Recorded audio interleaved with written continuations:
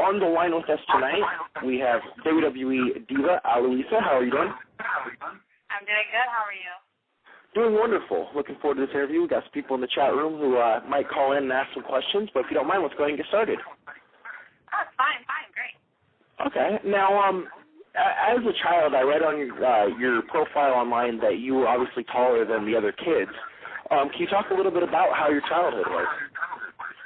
My childhood, it was very different than most. I grew up, like it says, I was 6 foot by the age of 9. By 13, I was 6'9". So it was a little difficult. It was intimidating, and I kind of just realized at the age of 20,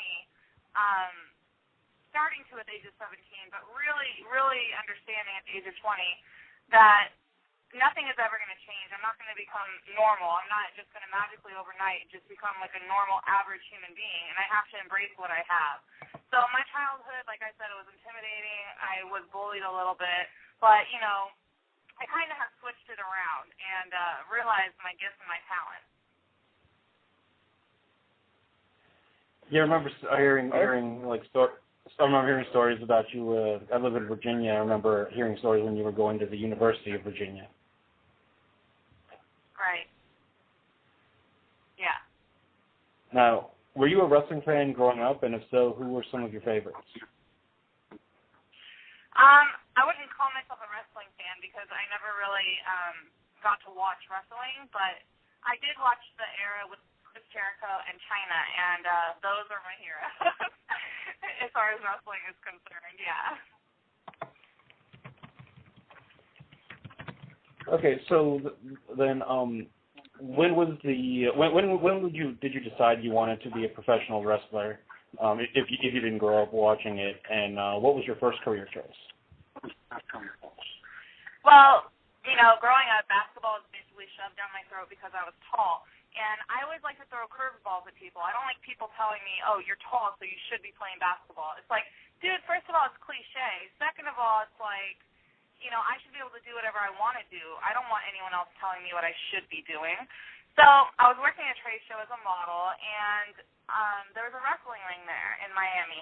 And I decided to climb in the ring, and, you know, at this event, I wound up meeting the owners of CCW down in Fort Lauderdale, and they invited me to come train, and that's basically how I got into it. And what was so interesting for me was that it's always learning. Like, I'm always learning. They're always teaching. I'm always absorbing information. So it doesn't get old. It doesn't get dull.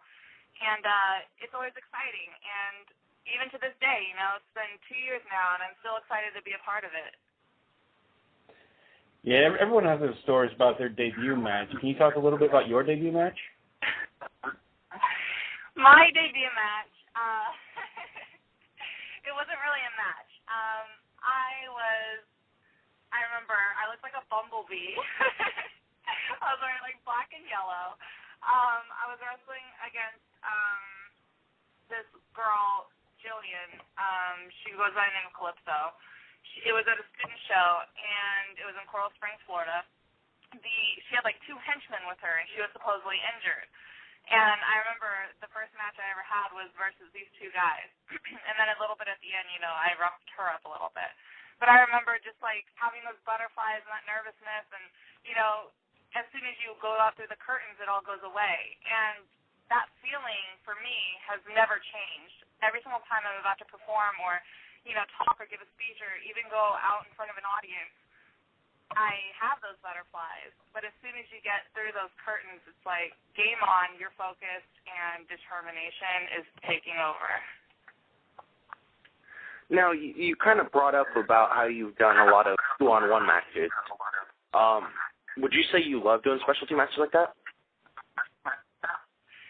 I wouldn't say that I love them especially. I would say that, like I stated previously in a different interview, the booker basically tells me what to do. As a performer, there's a booker in every promotion, and I do basically my job. They want me to do a certain thing, that's what I'll do. If the fans want to see a specialty match, then that's what I'll do. I'm in it for the fans. I'm in it to have a connection with the audience, and that is my job. My job is to deliver. So if that's what the audience wants to see, that's what I'm there to deliver. Okay, now, Jakey's having some audio issues. So, do you have any memories of your time wrestling for the Juggalo Championship Wrestling run by the Insane Clown Posse? Oh, wow. Do I have any memories? I have a lot of memories. Every single time I work for that promotion, those guys are great, by the way. They're just fantastic. They really do take me in and treat me like a sister. Every time I go there, it's a blast. The fans are great. They're into it. They're energetic, and you just feed off of their energy. And the whole backstage is just really chill, and just everything is fantastic. Every single time I work for JCW, it's a memorable time. I mean, I can't think of one time that I haven't just had a load of fun there. You know. So how would you compare a crowd from a Juggalo Championship Wrestling show to a normal, just a different type of audience? How would you compare the crowd? I said one word. Well, one person. Tequila. That's all I'm saying. That's all you need to know. Now, what would you say is the best piece of advice that you've ever received from a veteran? I would say the best piece of advice I've ever received from a veteran has been from Scott Hall, and he basically told me, do not ever devalue yourself. Realize your value, run with it, and don't let anyone lowball you. Okay, now, do you have any memories of your time in Oregon wrestling for the Northwest Wrestling Alliance? I try not to think about it. Like, no offense against the promotion, just, it was just like the first time the guy wasn't even supposed to have a blade on him. I get sliced open, I get $1,000 medical bill, I get rushed to the emergency room, I pass out within the first, 2 minutes of the match. It's like, I don't even know what happened. I'm bawling my eyes out in a foreign state, 3,000 miles away from my home. It's like, I try not to think about it, but I do use it as, a learning experience. So I know that I will never do that again. And like Scott Hall said, don't let anyone ever lowball you. So, and like I said, it's nothing against the promoter. I don't even know if he knew. So do you think you could ever see yourself returning to the NWWA?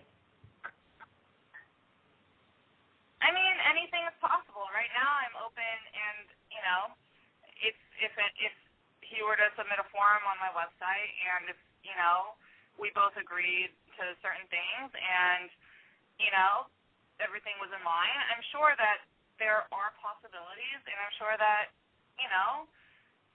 right now my main objective is to just, continue doing what I'm doing, and live life. Every time I go out there and I perform, I want to have fun. I don't want to have to worry about a guy having a blade, or a guy, being jealous, or just some random stuff, I just want to be able to go out there and have fun and be chill with every single person that I work with. Okay, now, how did it come to be that you got in contact with the WWE? I had a tryout last year in June, and they called me into FCW, and then they called me back in August of this year, and they offered me a contract in which I agreed, and that is how it happened. Now, we have a question from our chat room from Kansas Spaceman, and he wanted to know, do you like playing a heel or a babyface more when you're in the ring, or do you prefer cutting promos? Oh, man. I love playing a heel just because you get to, be more interactive with the crowd. And, yeah, I do enjoy talking to the crowd and, talking mess to my opponent. I don't mind at all. I think it's great. Now, he also had another question here. Are there any promoters or promotions that you would not want to work for? Anyone that may have caused you any problems or any stress?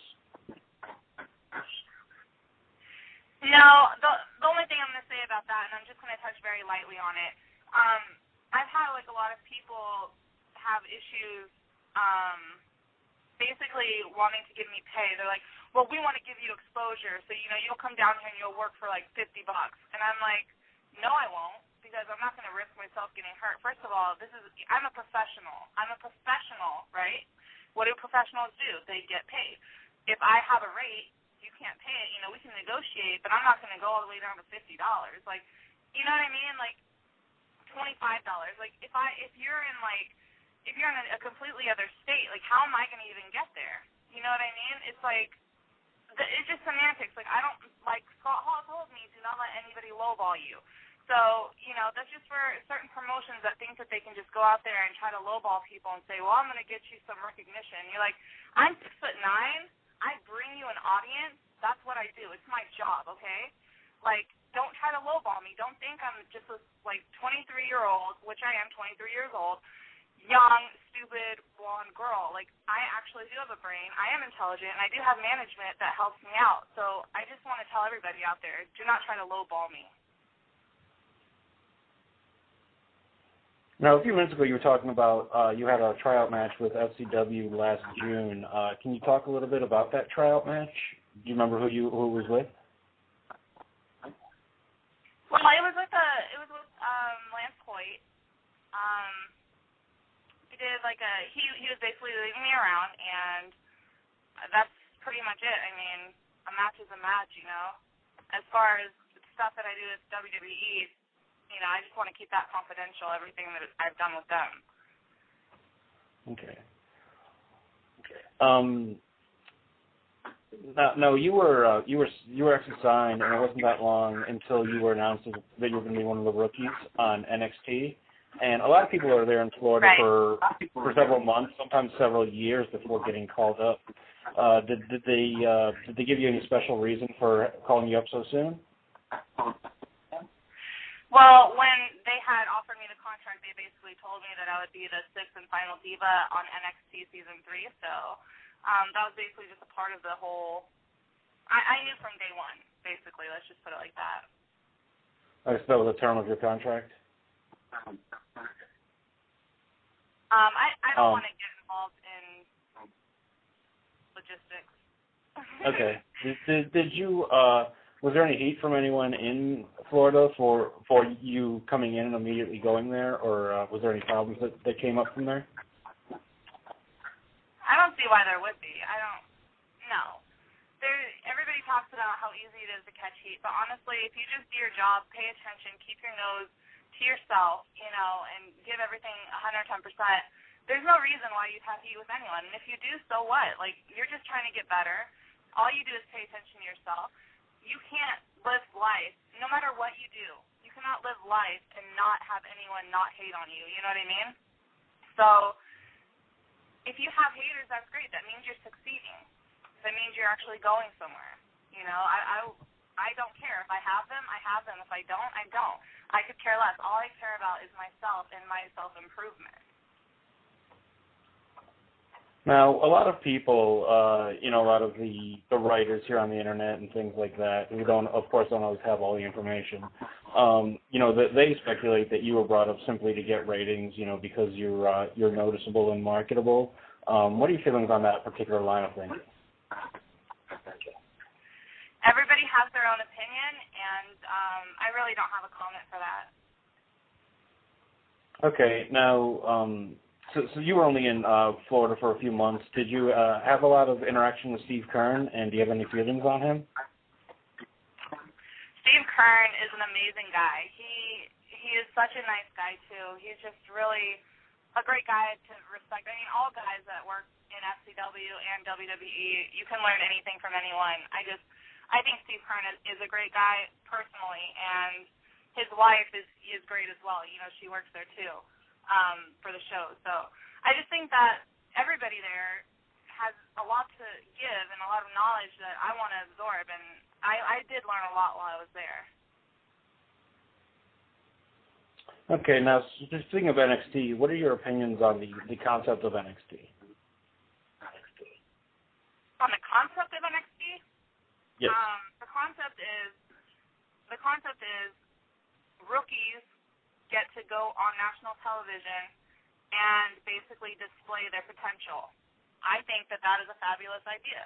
I mean, yeah, I'm disappointed that I was taken off, but what are you going to do? WWE is a business, and, you know, they're going to make their own decisions, so. Now, speaking of you being removed, there were a lot of rumors regarding your removal. You know, there were stories that it was because, you know, you're still a little green, other things. What were you told was the reasoning for being removed?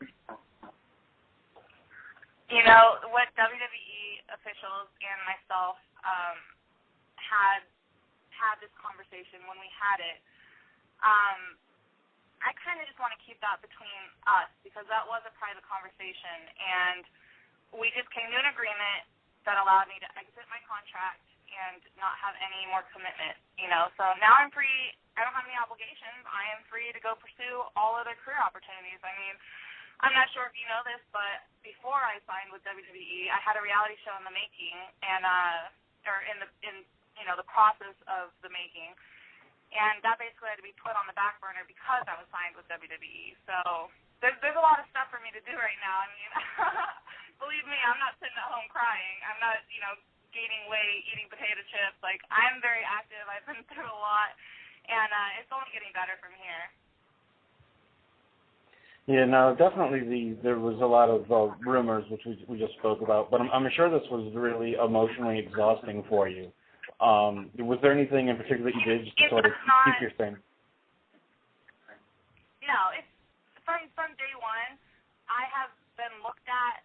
If I go into a grocery store, no matter what I feel like, what I look like, people stop what they're doing and they look at me. To have that kind of power, and when I was younger, I didn't know what to do with it. But now that I'm, you know, 23 years old, I've had it for a while. I now know what to do with it. So I really don't have, like, I don't feel bad for, you know, I don't think people are staring at me now because they're believing all these rumors and, oh, she was fired. No, they're staring at me because I'm 6'9", I am beautiful, and I have a lot of talent. And I am assertive, I am confident, and they know that I will have whatever I want. That is why they're staring at me. And you know what? They have every right to stare. So nothing will ever bury me, will ever bring me down. Nothing will ever make me feel less than I am. Okay, now another rumor that's come out was a connection with an escort service. Do you care to comment on that? I can assure you, just like I've assured everybody else, but no matter how many times I go through this, people just add more and more ridiculous statements and charges to the same story. Like, the story always changes. So pretty much I'm damned if I do, I'm damned if I don't. So people say by me trying to defend myself, I'm trying to attract more attention to myself. I'm just going to, like, be damned to not care. I just don't care anymore. Like, I don't care what you think. I care about the people that want to support me and care about my talents. I don't care about people that are going to believe he said, she said.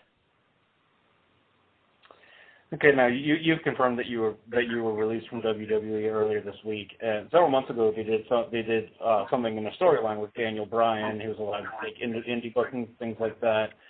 You know, what were you told was the reasons for your release? For my what? For your release. What were you told were the reasons for your release?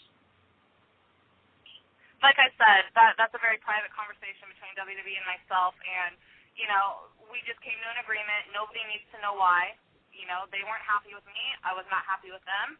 Came to an agreement, and I was allowed to exit my contract, and I did so. So that's all I'm going to say on that. Okay, now we have another question from the chat room. How do you feel about doing matches that involve blood that, you know, would be labeled hardcore? Because some women do it, but some people kind of prefer that they wouldn't. What are your feelings on that part? I mean, everybody to each their own, but me, personally, I am not in it, too, for that. Like, first of all, who wants to see a 6'9" girl bleed? Like, that's not really something people want to see. You know, the majority of fans don't want to see that. They want to see me, like, beating someone up. So, I mean, like I said, it's whatever the fans want to see. Okay, now you are currently taking independent bookings. So this is a two-part question here. Now, are there any bookings that have you been booked yet? And is there anything you'd like to say to promoters who would be listening and are interested in booking you? The booker, if you're interested in booking me for an event, you can visit my website, which is aloisaonline.com. Again, that's aloisaonline.com. And fill out the correct sheet, the correct booking information, interview information, what have you. As far as right now, the only thing that I have confirmed is I'm working JCW's How the Wicked show in October, obviously. Anyway, that's the only thing that I have confirmed for now. So anything else, we've been going through a lot of meetings, my manager and I, and we are looking forward to working for, I have anything is possible at this point. Okay, now do you have a rib or a road story that you'd like to share with our listeners? Goodness. Like, give me some more information. Like just a memorable story from the road, or a rib you've been involved in or saw that you think was entertaining and you'd like our listeners to hear about it. Well, I think the most entertaining was when I went to the gathering the first time. I think what was hilarious about that was the fact that I was wrestling three guys. One guy was like dressed up as a ninja. The fans were like throwing stuff in the ring. I don't even know what it was. Like, it could have been urine, who knows? Like, just a lot of stuff in the ring. And they were like trying to hit the guys. It was like hilarious. They like had my back. I was feeling great. But I do remember that match wasn't the greatest because the ring was so slippery. And like, I just it was just so bizarre for me. And it was just like, it like kind of confirmed that this is where I belong. I belong in sports entertainment because honestly, I don't know where else in the world I could have that same exact experience. Now, is there anything, you talked about the bookings you have coming up. You talked about the fact that you have that reality show that you're looking to start again. Is there anything else on the horizon before you that you'd like to tell everyone about? I can't get into too much detail, so I'm not going to comment on that either. Okay, well, is there anything else that you want to say to our listeners and your fans? I just want to say thank you guys so much for supporting me. Like, when I looked the next day after I posted my article and I saw how much support and love I was getting from just everybody, like, not just in the United States, but around the world, it just kind of, like, touched me. Like, my heart kind of melted. I just, like, thank you so much for supporting me and for believing in my talent and believing in what I have to offer. And I just want to say I love you guys. Thank you. Thank you. Okay, well, also thank you for coming on today, and best of luck to you in the future. Definitely. Thank you so much for having me.